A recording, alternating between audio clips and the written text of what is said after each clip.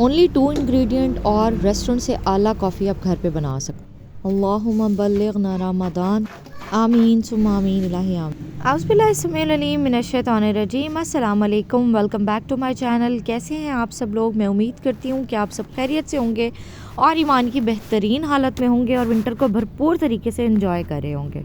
सबसे पहले जो लोग मेरी वीडियो को पहली दफ़ा वॉच कर रहे हैं तो चैनल को सब्सक्राइब कर लें और मेरी यूट्यूब फैमिली का हिस्सा बन जाएँ। ठंड एकदम से बहुत शदीद हो गई है, धूप निकलना बिल्कुल बंद हो गई है और इतनी फॉग होती है सुबह के वक्त कि आपको कुछ भी नज़र नहीं आ रहा होता।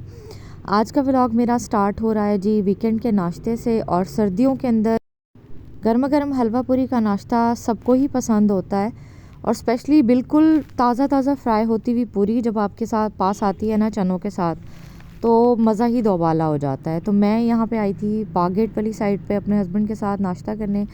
नाश्ता पॉइंट और भी बहुत सारे हैं लेकिन ये पता नहीं क्यों मुझे ख़ास ही पसंद है कुछ। तो यहाँ पे अब हम इनके पास बैठने के ऐसे कोई प्लेस तो नहीं है लेकिन इनका सामने छोटा सा एक जगह बनी हुई है सिटिंग की, तो वहाँ पे हम लोगों ने बैठ के हलवा पूरी का नाश्ता किया था। और इनका कीमे वाला कतलम्मा जो है उसकी तो क्या ही बात है, इतना गर्म होता है वो कि इतनी ठंड के अंदर भी वो धुएँ निकल रहे थे। देखिए कितने ज़बरदस्त धुएँ निकल रहे हैं, बहुत टेस्टी था। सर्दियों में कॉफ़ी पीना एक बहुत ही आम बात होती है। जो लोग नहीं भी पीते ना, तो कॉफ़ी एक ऐसी चीज़ है कि जब जैसे ही सर्दियाँ आती है और बड़ी शदीद ठंड होती है तो सबका दिल चाहता है कि वो कॉफ़ी पिएं और हर किसी को ही क्रेविंग होती है कि वो कॉफ़ी पिए। बहुत कम लोग होते हैं जो नहीं पीते। तो आज जो रेसिपी मैं आपके साथ शेयर कर रही हूँ, विदाउट एनी एफ़र्ट आप रेस्टोरेंट से भी आला कॉफ़ी घर पे बना लेंगे। आपको किसी किस्म की कोई स्टीमर की ज़रूरत नहीं है। विदाउट कॉफ़ी बीटर आप इसको बनाएंगे और यकीन करें कि आप मुझे दुआएं देंगे। स्पेशली वो लोग जो एडिक्टेड हैं कॉफ़ी के, ये रेसिपी ख़ास उनके लिए है। सबसे पहले मैंने लिया जी पैकेट वाली क्रीम। आप क्वांटिटी आपकी अपनी मर्ज़ी पर डिपेंड करती है, आपने कितनी क्रीम लेनी है। विपिंग क्रीम नहीं लेनी, आपने कॉमन जो मैंने पैक वाली क्रीम यूज़ की आपने वो क्रीम लेनी है। उसके अंदर मैंने ऐड किया जी, मैंने तो फ्लेवर्ड कॉफ़ी ऐड की है जिसके अंदर मिक्सिंग होती है। आप इसमें प्योर कॉफ़ी भी ऐड कर सकते हैं क्योंकि मैं बहुत स्ट्रॉन्ग कॉफ़ी नहीं पीती और पीती भी सिर्फ सर्दियों में हूँ।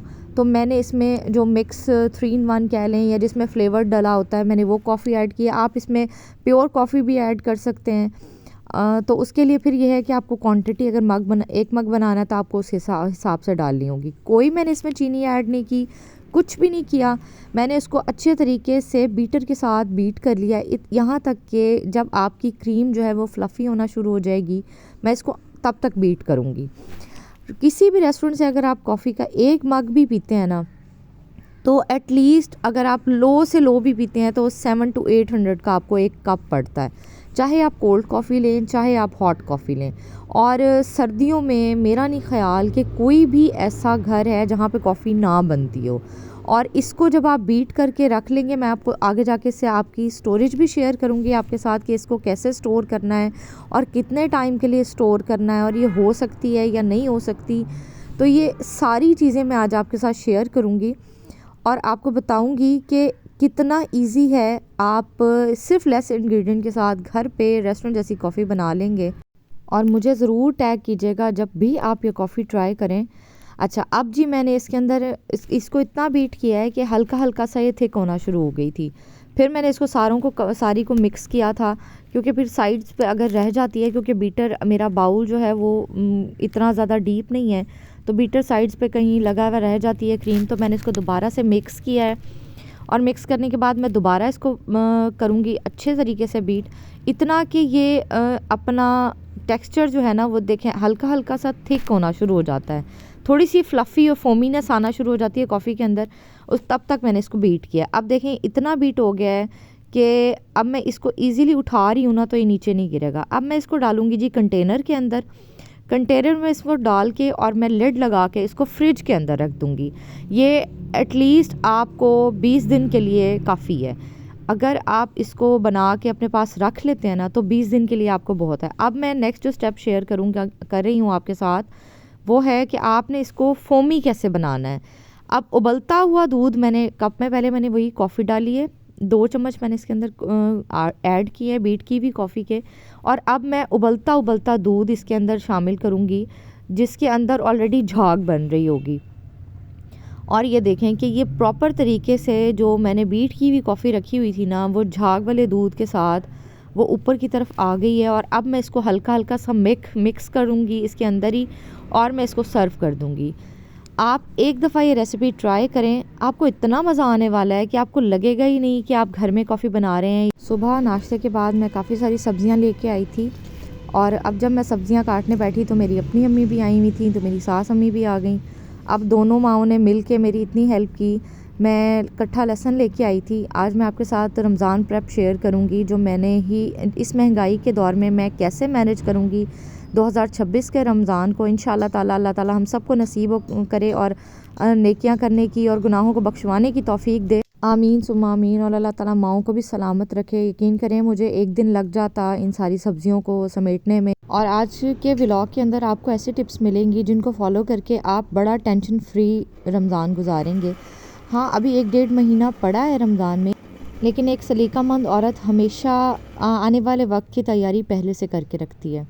तो आजकल क्योंकि लहसुन बड़ा सस्ता हुआ हुआ है, 50 रुपये 60 रुपये पाव के हिसाब से बिक रहा है। और रमज़ान से पहले ये तो हमारे पाकिस्तान का एक यूँ समझें कि बहुत पुराना ही रूल है कि जैसे रमज़ान आता है हर चीज़ की प्राइसेस डबल ट्रिपल हो जाती हैं।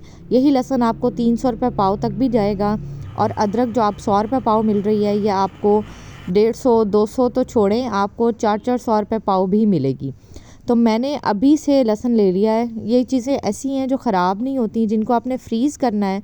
तो इस वक्त मुझे तकरीबन 1 किलो लहसुन ऑलमोस्ट मुझे पड़ा था तकरीबन 200 रुपये का। और जैसे ही रमज़ान आने लगेगा, शाबान की 15 तारीख़ के बाद से आप देखेंगे कि सब्ज़ियों की प्राइसेस कहाँ जाके पहुँचती हैं। तब आपको 200 रुपये पाव लहसुन भी नहीं मिलेगा कहीं पे। और जो अदरक आपको 100 रुपये पाव मिल रही है अब वो 300-400 तक जाएगी। सो बेहतर तरीका यही है कि आप अभी से इनको लें और ये फ्रीज़ हो जाए।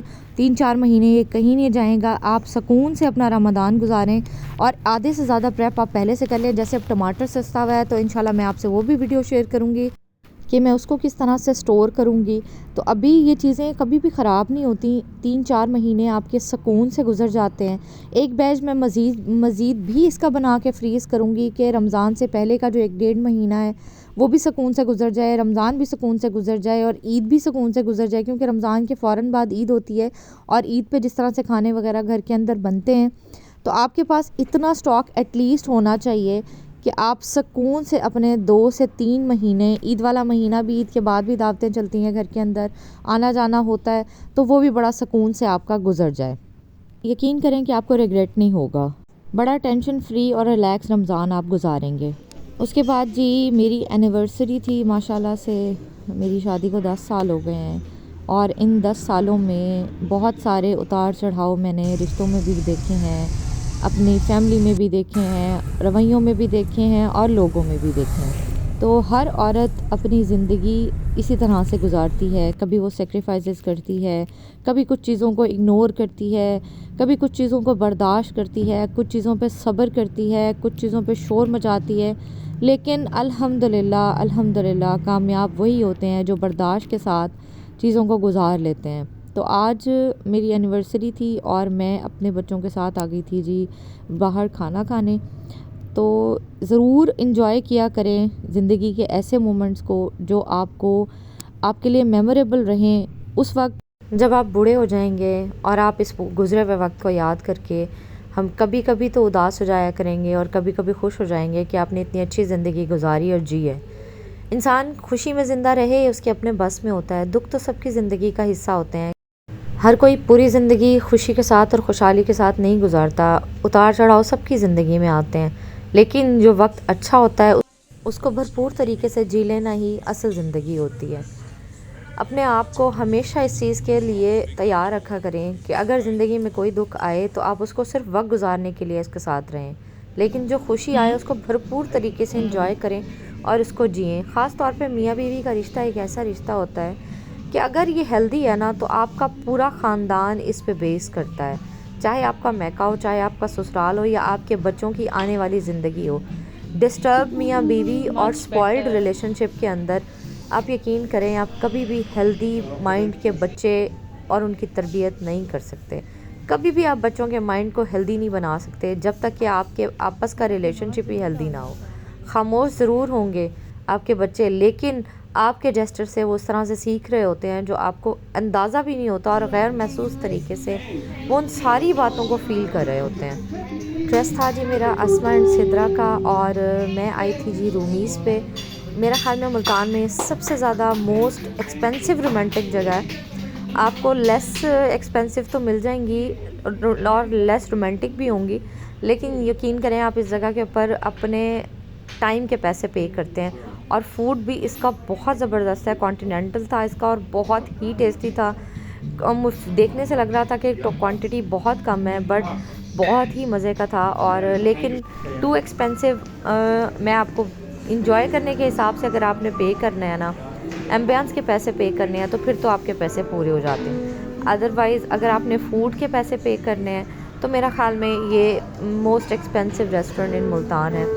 और रूटीन वाइज देखा जाए तो इस जितना बिल मेरा बना था, तकरीबन आपको बता ही देती हूँ 8-9 हज़ार रुपये बिल बना था। और उस हिसाब से अगर आप किसी और जगह पे चले जाएं, क्योंकि मैं बहुत ज़्यादा बजट और इन चीज़ों को देखती हूँ, तो मेरे ख़्याल में आप पूरी फैमिली को लेके जा सकते हैं। आपके घर में अगर और लोग हैं उनको भी लेके जा सकते हैं और आप भरपूर इंजॉय कर सकते हैं। ये था जी मेरा आज का व्लॉग। उम्मीद करती हूँ आपको पसंद आया होगा। मुझे दुआ में याद रखिएगा, और अगर वीडियो पसंद आई तो चैनल को ज़रूर सब्सक्राइब कीजिएगा। अल्लाह हाफ़िज़, बाय बाय।